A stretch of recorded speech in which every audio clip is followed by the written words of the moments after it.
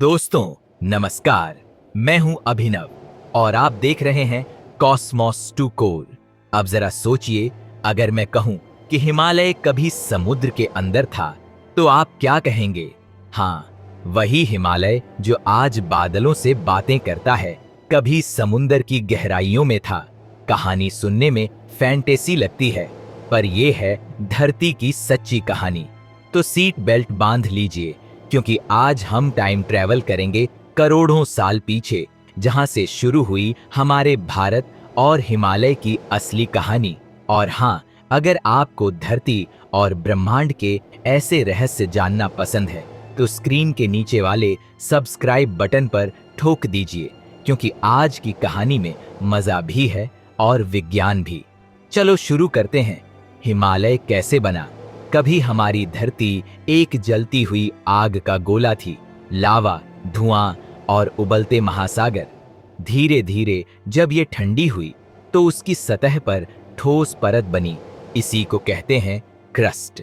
अब धरती के अंदर की गर्मी, जो आज भी है, ने एक अजीब खेल शुरू किया, प्लेट्स की मूवमेंट। धरती की परतें एक दूसरे से टकराने, खिसकने लगीं। उसी खेल ने एक दिन हिमालय को जन्म दिया। कह सकते हैं धरती की ज्वाला ही मां बनी इन पर्वतों की। करीब 25 करोड़ साल पहले धरती के सारे महाद्वीप एक साथ जुड़े हुए थे, एक विशाल सुपर कॉन्टिनेंट पैंजिया। उस वक्त भारत कोई देश नहीं था, बल्कि एक छोटा टुकड़ा जो दक्षिण में समुंदर के किनारे पड़ा था। वैसे मजाक में कहें तो भारत तब भी ट्रैवल करना पसंद करता था। धीरे धीरे धरती के अंदर के बल ने इसे तोड़ा और महाद्वीप अलग अलग दिशाओं में बहने लगे। भारत ने तो नॉर्थ की तरफ दौड़ लगाई।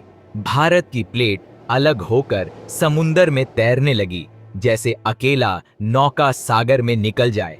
ये प्लेट बहुत तेजी से चल रही थी, करीब 15 से 20 सेंटीमीटर प्रति साल। अब सुनने में तो छोटा लगता है, पर करोड़ों साल में इसने हजारों किलोमीटर का सफर तय किया। कह सकते हैं भारत धरती की फास्ट एंड फ्यूरियस टीम में शामिल था। और फिर एक दिन आगे दिखी एक बड़ी प्लेट, एशिया। अब होने वाली थी इतिहास की सबसे बड़ी टक्कर।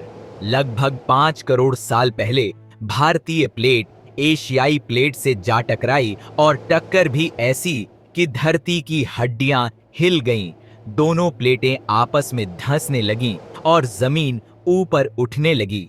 यहीं से शुरू हुआ हिमालय का जन्म, धरती की गोद से निकला एक विशाल पर्वत श्रृंखला। सोचिए, उस वक्त शायद पहला अर्थक्वेक फेस्टिवल हुआ होगा, और इस टक्कर का असर आज तक जारी है। हैरानी की बात यह है कि हिमालय की चट्टानों में आज भी समुद्री जीवों के फॉसिल्स मिलते हैं। मतलब, जहां अब बर्फ जमी है, वहां कभी समुंदर की लहरें नाचती थीं। वैज्ञानिक जब ये फॉसिल देखते हैं तो वे जानते हैं, हाँ, ये कभी टेथिस ओशियन का हिस्सा था, यानी हिमालय की जड़ें समुद्र में हैं। सच में ये महासागर से उठी हुई कहानी है। जब भारत एशिया में धंसा तो प्लेट्स का दबाव इतना बढ़ा कि चट्टानें मुड़कर ऊपर उठने लगीं। वही मुड़ी तुड़ी परतें बन गईं हिमालय की श्रृंखला। आज भी हर साल हिमालय कुछ सेंटीमीटर ऊंचा होता जा रहा है। वैज्ञानिक मजाक में कहते हैं, अगर हिमालय के पास फिटनेस ट्रैकर होता तो वो हर साल ऊंचाई का रिकॉर्ड बना देता।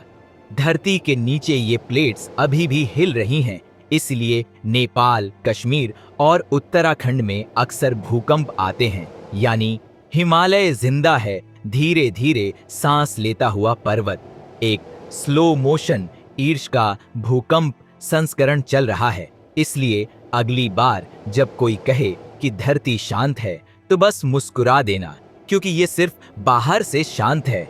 हिमालय ने सिर्फ रूप नहीं दिया, बल्कि भारत को जीवन भी दिया। इसकी ऊंचाई ने ठंडी हवाओं को रोक दिया और मानसून को मोड़ दिया। इससे हमें मिला पानी, नदियां और खेती। मतलब, हिमालय सिर्फ रॉक्स का ढेर नहीं, ये हमारे जीवन का सुपर फिल्टर है, जो हवा, पानी और मौसम सब कंट्रोल करता है। गंगा, यमुना, ब्रह्मपुत्र ये सब हिमालय की गोद से निकली हैं।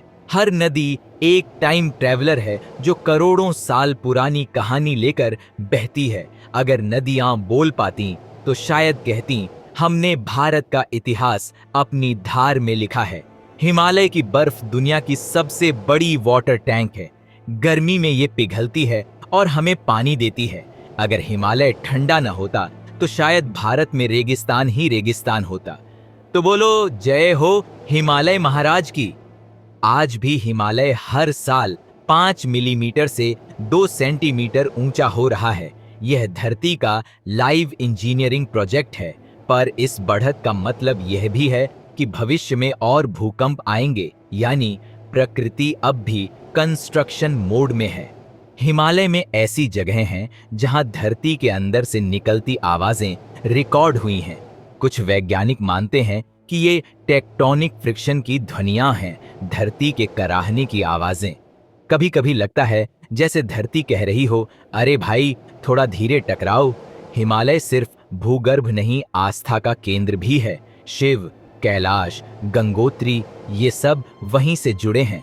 कह सकते हैं जहां विज्ञान धरती की परतें मापता है, वहीं अध्यात्म उसकी गहराई महसूस करता है। वैज्ञानिक कहते हैं कि करोड़ों साल बाद हिमालय और ऊंचा होगा और भारत और एशिया की टक्कर जारी रहेगी। मतलब धरती का माउंटेन बिल्डिंग मोड ऑन है और रहेगा। ग्लोबल वार्मिंग से हिमालय की बर्फ पिघल रही है, नदियों का प्रवाह बदल रहा है और ग्लेशियर छोटे हो रहे हैं। अगर हमने ध्यान नहीं दिया तो जीवन का पहाड़ धीरे धीरे रो पड़ सकता है।